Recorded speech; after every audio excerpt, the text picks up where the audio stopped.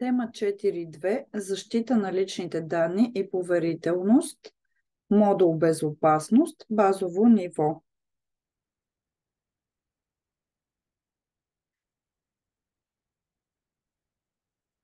Какво ще научите? В тази тема ще научите да разпознавате личните си данни, да разпознавате потенциалните рискове и заплахи, свързани с лични данни, да познавате базови концепции за GDPR и правилата за защита и управление на личните данни, както ще добиете умение да спазвате правилата за защита на личните си данни и да можете да разпознавате рисково поведение с лични данни. Какво е лични данни?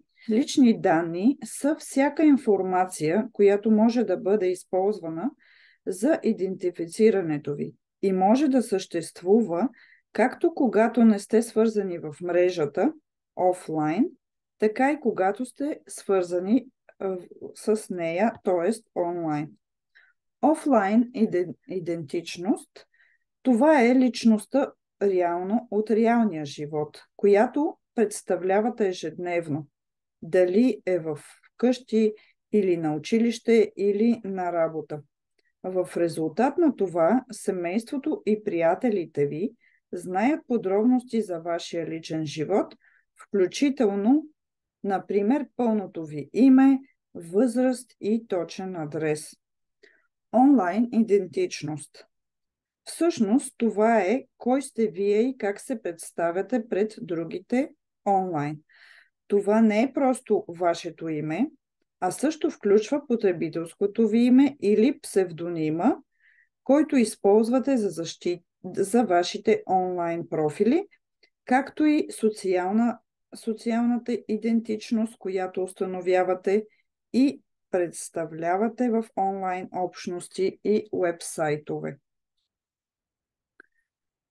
Личните данни описват всяка информация за вас, като например това могат да бъдат включително вашето име, единен граждански номер, дата и място на раждане, адрес, телефонен или мобилен номер, електронна поща, имейл, номер на личната карта или на шофьорската книжка, ученически или факултетен номер, информация свързана с здравето, потребителски имена и пароли, дори моминско име, ако става въпрос за жените, и снимка, дори и снимки или съобщения, които обменяте с семейството и приятелите си.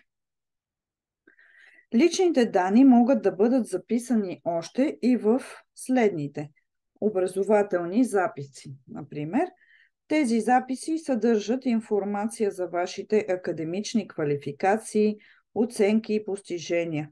Може също да включват и вашата информация за контакт, записи за присъствие, дисциплинарни доклади, здравни и имунизационни записи, както и всякакви специални образователни записи, включително индивидуализирани образователни програми. Трудови и финансови досиета.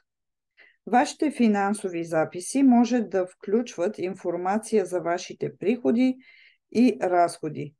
Вашата трудова документация също може да включва чекове от заплати, извлечения от кредитни карти, кредитен рейтинг и данни за вашата банкова сметка. Това са примери. Медицинска документация.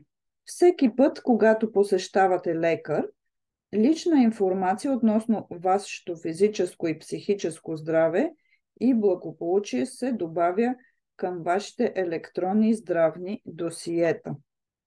Много фитнес, гривни, часовници и други подобни умни устройства събират големи количества клинични данни, като например вашия пулс, кръвно налягане и нива на кръвната захар, които могат да се считат също за данни, които са част от вашите медицински досиета. Данни, въведени в сайтове или системи, които използвате. Това пък включва всички данни, с които се регистрирате и идентифицирате в различни онлайн страници, социални медии и приложения или пък офлайн в различните институции. Потенциални рискове и заплахи. Знаете ли къде се съхраняват вашите лични данни? Най-често личните ви данни се прехвърлят, съхраняват и показват чрез облака. Често личните ви данни се споделят с трети лица или се продават на компании с цел реклама или изграждане на вашия покупателен профил. Пример. Картите за лоялност в магазините, които са удобен начин да спестите пари от покупките си. Магазинът обаче използва тази карта, за да изгради вашия профил и покупателното ви поведение, което може да се използва, за да ви се изпращат след това специални оферти от различни маркетингови партньори. Какво става, когато споделите със своите близки, приятели или колеги лична информация онлайн, например снимки?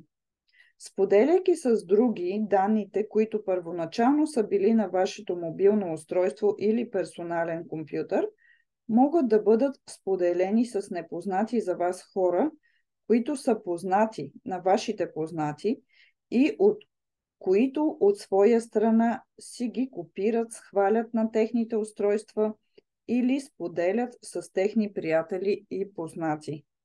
В такива случаи вашите лични данни излизат извън границите на конкретна организация или устройство, което е било под ваш контрол.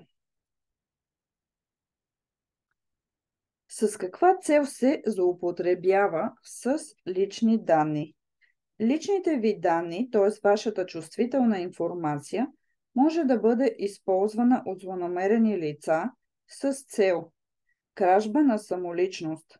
Например, да се представят за вас, нарушавайки поверителността ви и потенциално причинявайки сериозни щети на репутацията ви.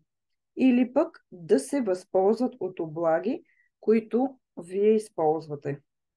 Кражба или унищожение на чувствителна информация, както и финансови злоупотреби, получаване на пари или изтегляне на заеми.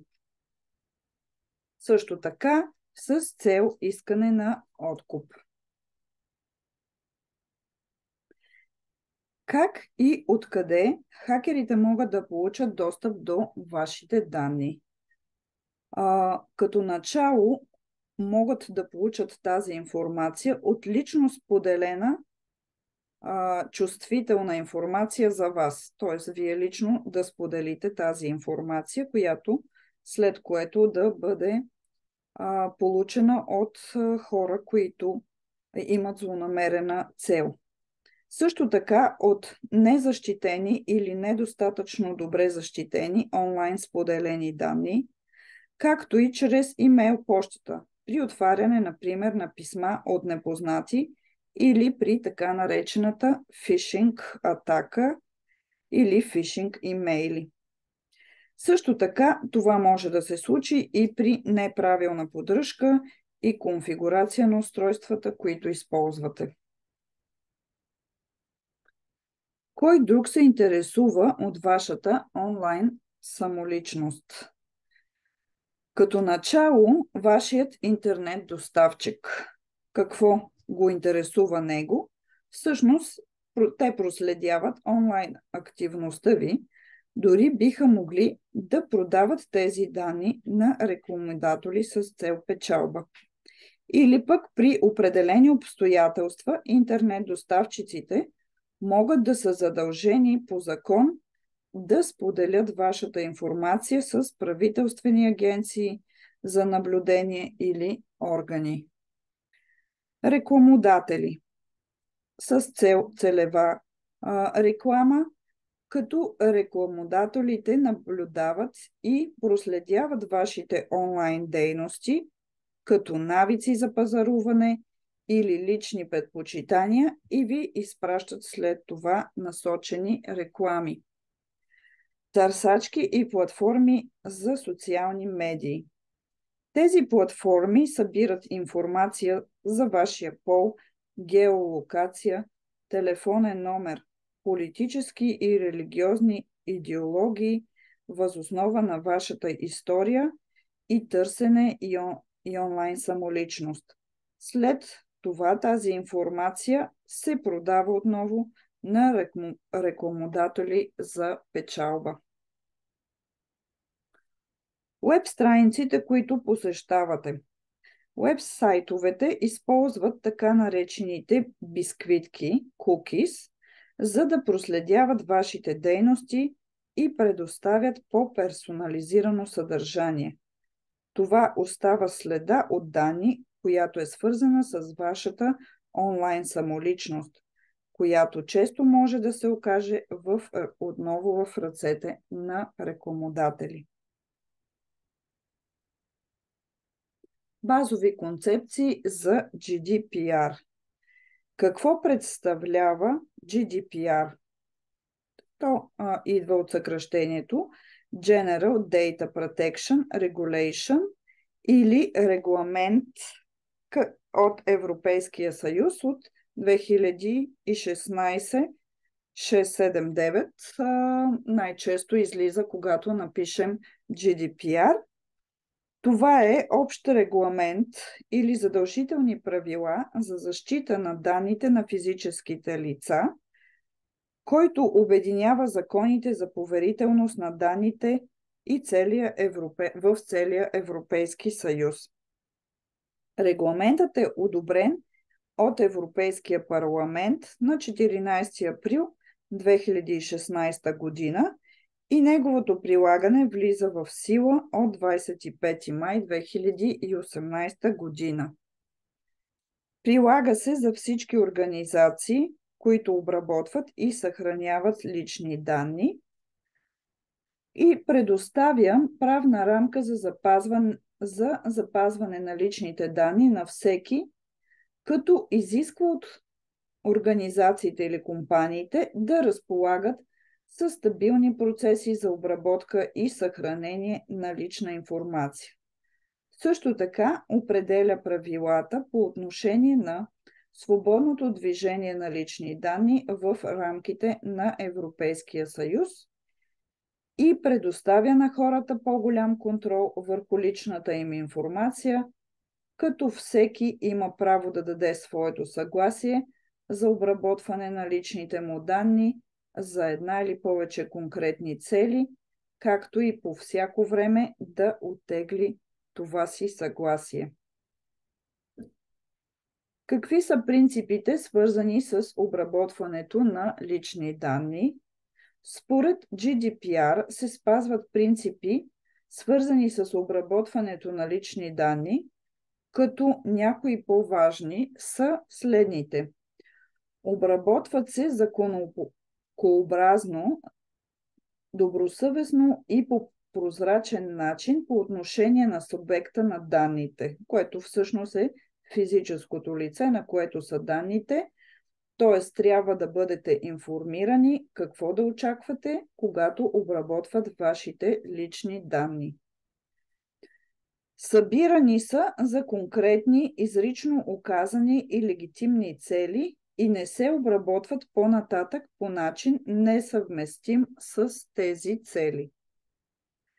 Подходящи, свързани и ограничени до необходимото, във връзка с целите, за които се обработват, което всъщност осигурява свеждане на данните до минимум, възможно най-минимална информация, която е необходима. Точни и при необходимост да бъдат поддържани в актуален вид. Става въпрос за данните. По възможност, според регламента, тези данни трябва да бъдат възможно най-коректни. Съхранявани в формата, която да позволява идентифицирането на субекта на данните за период не по-дълъг от необходимото за целите, за които се обработват тези лични данни.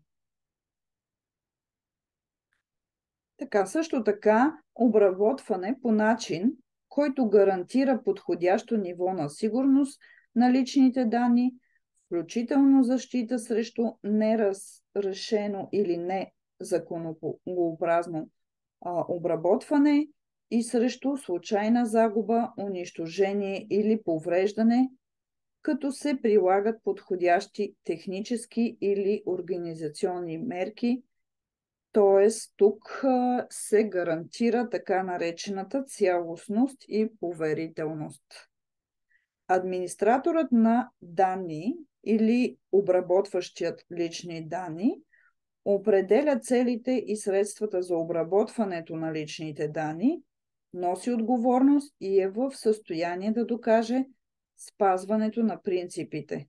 Така се осигурява така наречената отчетност. Защита и управление на личните данни. Това неминуемо е свързано с термина киберсигурност. Какво именно е киберсигурност? Киберсигурността е непрекъснато усилие за защита на лица, организации и правителства от цифрови атаки, чрез защита на мрежови системи и данни от неоторизирано използване или увреждане. Какви нива на защита имаме? Те могат да бъдат на лично ниво, организационно и правителствено, като личното ниво това всъщност е защитата на вашата самоличност, вашите данни и вашите устройства или компютърни устройства, или като цяло устройства, които използвате. Организационно ниво. Отговорност. Това е отговорност на всеки да защитава репутацията, данните и клиентите на дадена организация. Правителствено ниво. Цифровата информация се събира и споделя, така нейната защита става още по-важна на правителствено ниво, където националната сигурност, икономическата стабилност и безопасността и благосъстоянието на гражданите са застрашени. Какви правила за защита на личните данни трябва да познаваме, за да предпазим личните си данни от злонамерени действия? Добре е да познаваме следните правила. Винаги споделяйте личните си данни само с познати хора или при необходимост. Не споделяйте повече лични данни, отколкото е необходимо. Винаги се интересувайте защо искат вашите лични данни и имат ли право да ги искат. Не предоставяйте личните си данни без предварително да сте наясно кой и с каква цел ги изисква. Винаги бъдете бдителни, когато предоставяте лична информация електронно, било то в уебсайтове, през електронната поща или в социалните медии.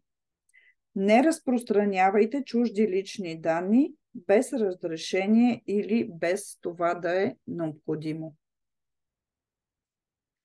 Не запазвайте паролите си за потребителските профили в браузърите на никакви устройства, особено на обществени такива. Заключвайте електронните си устройства по сигурен начин, например с код, сложна парола или пръстов отпечатък, за да не могат други хора да ги използват без вашето съгласие. Проверявайте редовно кредитните си отчети и незабавно докладвайте всяка невярна информация, като молби за кредит, които не сте инициирали, или покупки с ваши кредитни карти, които вие не сте направили. Какви основни правила за защита на вашата онлайн самоличност трябва да имате в предвид? Вашата онлайн самоличност също трябва да бъде защитена. Основните правила най-често са свързани с потребителското ви име и парола, която използвате за вход. Потребителско име. При избора на потребителското име за вашият профил е важно да не разкривате лична информация. Трябва да е нещо подходящо и уважително, но без да подсказва директно кой сте вие, тъй като това може да ви направи лесна мишена за киберпрестъпления или да привлече нежелано внимание. Съвети, които ще ви помогнат да генерирате вашето потребителско име. Не използвайте пълното си име или части от адрес или телефонния си номер. Не използвайте потребителското си име, което използвате, например, за имейл, т.е. електронната поща. Не използвайте една и съща комбинация от потребителско име и парола, особено при финансови сметки. Ако го направите, това ви прави по-лесни за проследяване. Не избирайте потребителско име, което дава указания за вашите пароли, като поредица от цифри, букви или първата част на фраза от две части или отдела, в който работите. Например, ако отделът е информационни технологии, популярно съкращение за този отдел е IT.